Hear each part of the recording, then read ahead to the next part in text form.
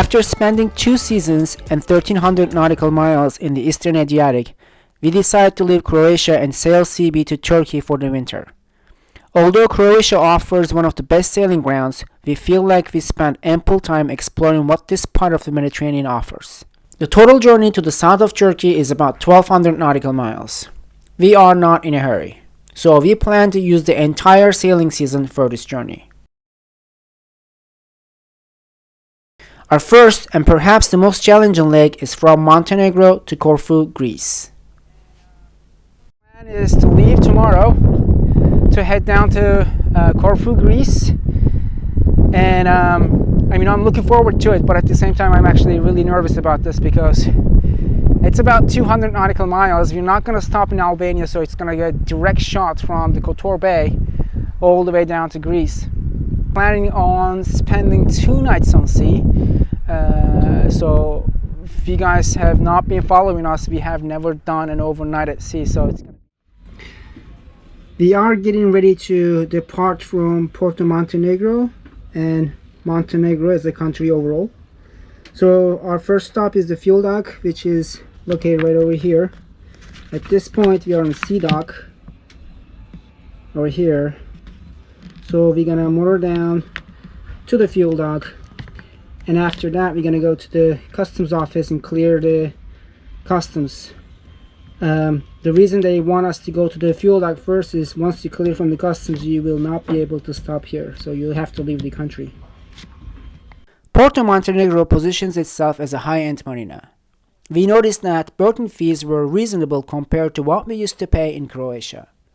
We ended up paying 510 euros for 7 nights, which comes to 73 euros per night for a 13.5 meter monohull, electricity and water included. A comparable Croatian marina would have been about twice as much.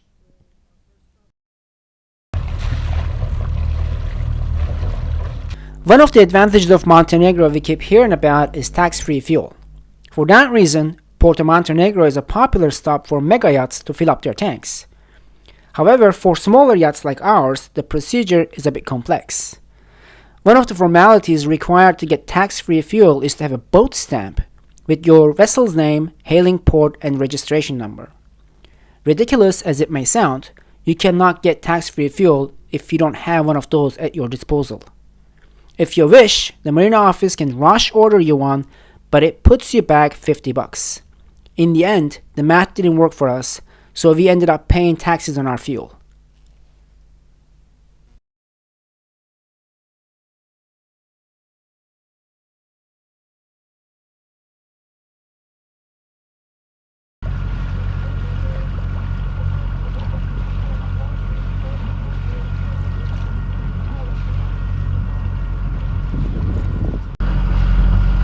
This is it. We just said goodbye to Montenegro. We got fueled and we checked out, and now we are on our merry way to Corfu, Greece.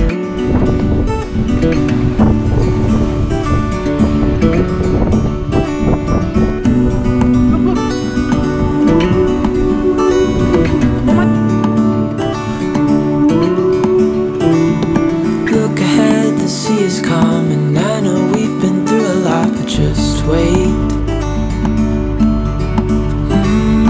Wait for better days to come and carry us like wind in our sails. Hold on tight, I can smell the shore, it's right in front of us if we just hold on tight. This vision that I saw is getting closer every dawn. We are dreamers of the shore.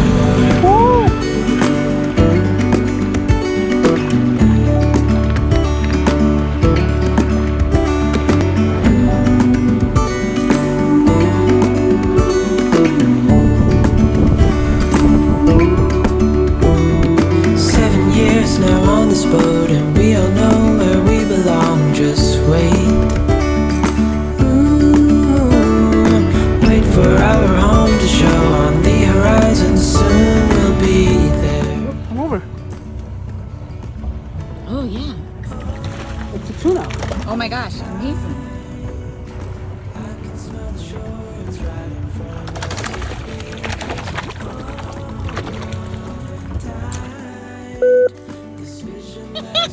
He got away.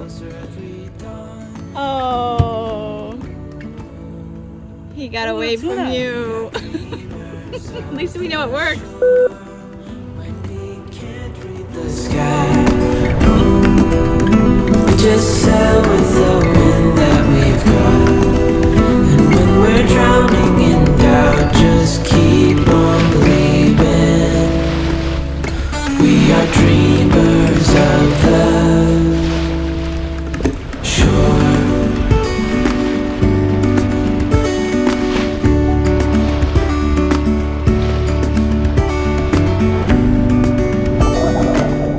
We have been cruising for the last 2 nights and 3 days, and we covered about 180 nautical miles so far.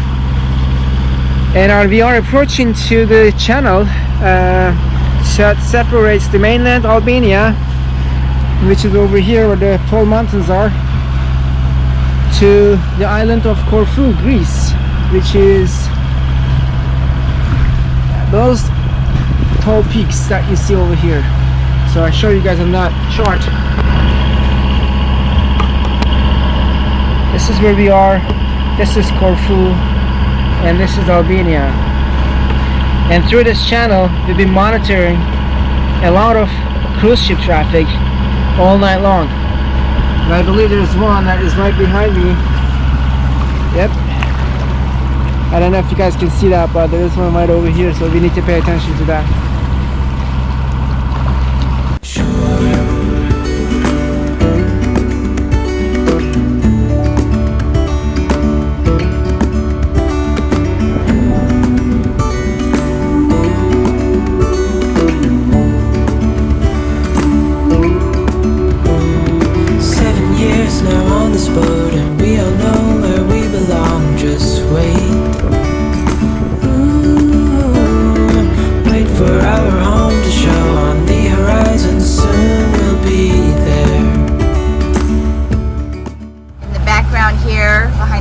Boat is Albania, and then let's give you a quick look of Corfu. The beautiful lush island of Corfu awaits us. Our first stop and entrance point to Greece is Marina Gouvia, located east of Corfu Island. First, we need to check in with the port police in the marina and later take the bus to the customs office in the main harbor, where we need to obtain our first Greek transit log. Neither Croatia nor Montenegro required a transit log, so this is a first for us.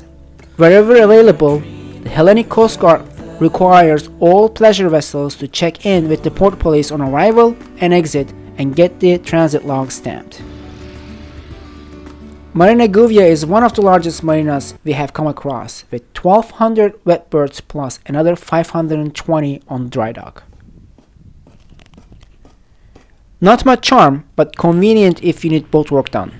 With cars and travel lifts buzzing around, it is unlike any marina we experience in Croatia. Berthing fees at D Marine Gouvia was almost 180 euros for 2 nights, or 90 euros per night. Still better than Croatian prices, but we felt it was expensive for what it had to offer. Navigating through Greek bureaucracy and getting our paperwork in order was not an easy task, but the reward was the most beautiful and charming island of the Ionian Sea, with rich history, picturesque landscape, and delicious food.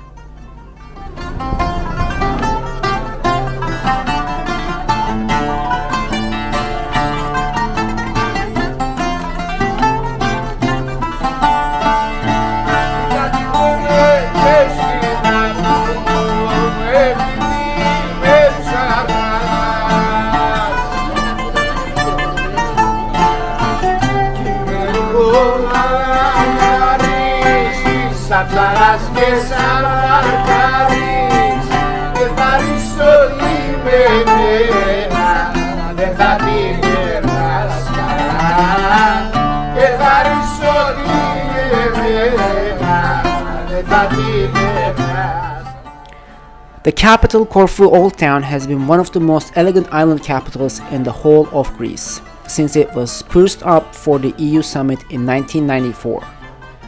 Although many of its finest buildings were destroyed by Nazi bombers in World War II, buildings dating from French and British administration remain intact.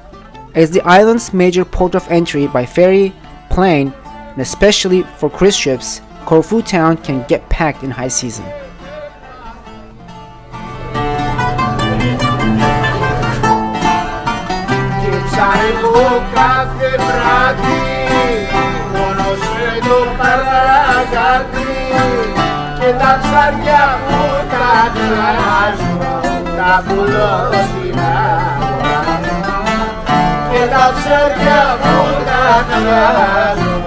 Τα πουλώ στην αγορά.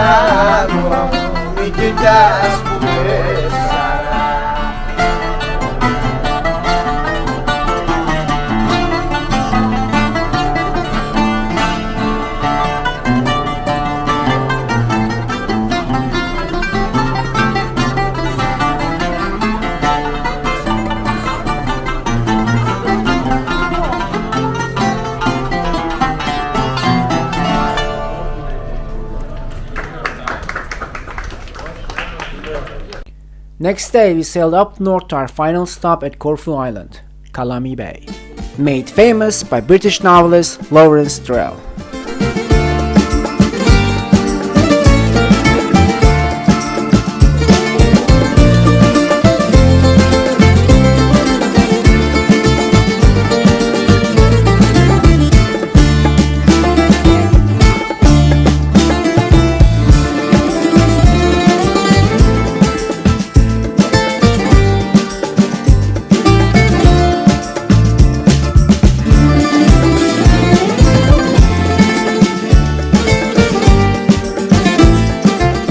Next episode, we continue our journey to Turkey.